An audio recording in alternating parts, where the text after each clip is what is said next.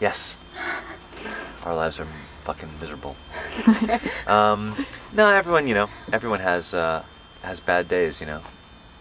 Even, you know, even when you have a great life like we have, there's days where you just want to just like not get out of bed and things are not going right and, you know, something has gone horribly wrong. So it's, you know, that's real life, you know. We all have that, and so that, you know, we're trying to. It turns out to be a very fertile ground for us to work. You know, this is Matthew's. You know, as an artist, you know, you tend to gravitate toward the same things. You know, there's certain issues that if you create things that you keep going back to certain themes, whether you mean to or not. You know, and so we seem to, in a way, you're kind of reinventing. We kind of tend to write the same song over and over and over and over. I think a lot of artists do that. We certainly do. Matthew tends to. There was one day where we were listening to some really early songs that Matthew had written when he was, you know, 14 or 15, and they were basically like the underlying premise of the songs were all exactly the same. Matthew was like, "I've been writing the same song over and over for 25 years. This is crazy." So there's themes about, you know, there was themes about relationships and this sort of the nature of this sort of, you know, how you get bored in a relationship, and like, you know, Matthew had this tendency to, you know, you're satisfied and then you're unsatisfied. You have this great thing and then suddenly for some reason you feel completely unsatisfied and you have to sort of destroy the whole thing and start all over again. And it's miserable and why did you, it was so good and yet somehow on some deep level I'm not happy about it. You know, that happens all the time, it happens to everybody. And, you know, it's a complex issue. And it's taken years. Actually, Matthew just started, and now he finally has a girlfriend. That really, it's a great relationship. I think I'm happy for him because I think he really needed it. He was very, you know, he had sort of a lot of small relationships for the past 10 years. And it was all right, but he was also really miserable about it too. Like I could tell he was really searching. And you hear it in all these songs, this sort of search, you know, Inside of Love. There you go. You know, this I want to know. And I think now maybe on the next record we'll get the response to Inside of Love. You know, now I can't remember what it was like on the outside of love. Maybe that'll be the B-side.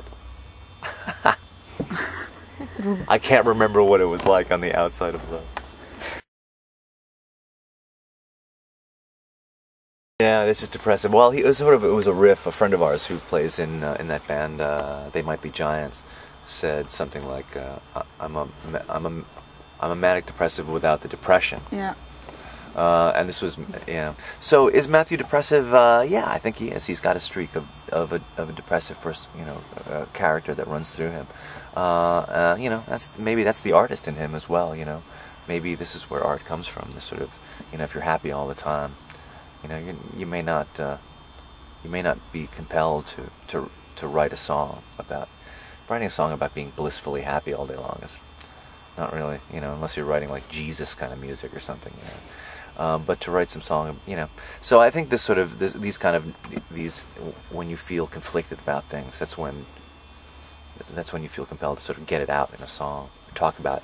It's sort of therapy, you know. It's a way of dealing with these problems that you have floating around in your head, and the way to sort of try to make sense of them is just to kind of write it down and then stick those words onto some songs. And it's, you know, we were talking about this, the process of songwriting is really quite strange and sort of alchemy, you know. You don't know what's going to work, and sometimes as a writer you might walk around all day long with a paper and a pencil and write, you know, I'm a songwriter, I have to write things down. So every time you hear somebody say something, you write it down, or every time you have some funny thought, you see a sign along the highway, you write it down, and you have notebooks and notebooks full of these little things, which you never ever use. And then when you finally do write a song, you write it in 5 minutes based on one idea that you have, and there it is.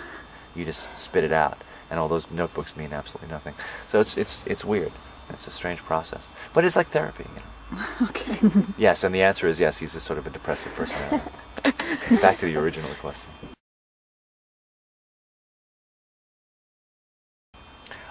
So many things, you know.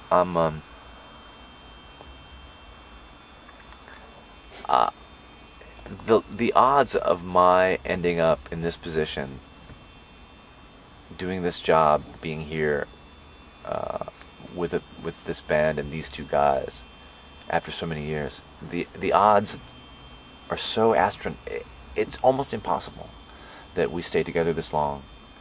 What bands do you know that stay together for 12 years? Really, seriously. How many bands do you know? How long do they generally stay together? 6 months?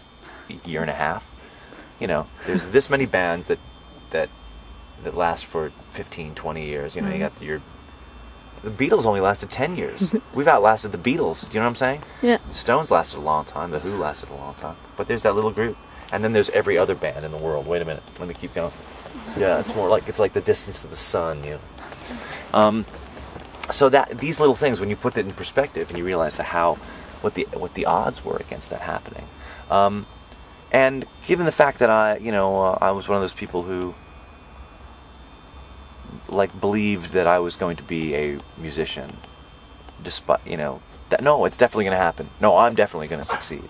I watched this movie the other day called the Decline of Western Civilization Part 2, which Part 1 was about punk rock musicians and fans, and Part 2 was about heavy metal fans in California in the 80s, and it's interviews with musicians like Ozzy Osbourne and guys in like Poison, these big hair metal bands, and fans, young musicians who are trying to succeed, and heavy metal fans from California with all this crazy, ridiculous hair, and even crazier and more ridiculous than my own. And they all ask them the same question: are you going to be a rock star? And they all say the same thing: oh, absolutely. Oh, no doubt about it. What if you don't? Oh no, there's no what if I don't. Oh, it's going to happen. Oh no, I know it. That conviction is a really powerful thing, and I think I must have had that to some degree too. But there's only one thing in the world that I can do properly, and that's this. Like hit drums with sticks. It's a very minor skill, and there's 1,000 million drummers who do it better than I do it. But it's chemistry.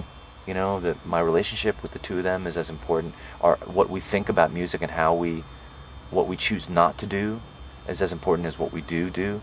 So all these things, the aesthetic and our relationship, it adds up. It's just almost impossible that it happened. I mean, even the way we met is totally bizarre. They were 14, 15, 16, and they were fans of a band that I was playing in. I was 20, they were 16, 15 or something like that. And we became friends at that point. And they had started their first band right around then. Maybe we'll ask Ira to be the drummer. No, we're not good enough yet. And then they had a second band and a third band. And the third band, they're like, maybe we need a drummer. Maybe we should call that guy Ira. Because I knew them. I had met them a couple of times. They were friends. They were acquaintances. And finally they said, yeah, okay, well maybe. Okay, let's call him.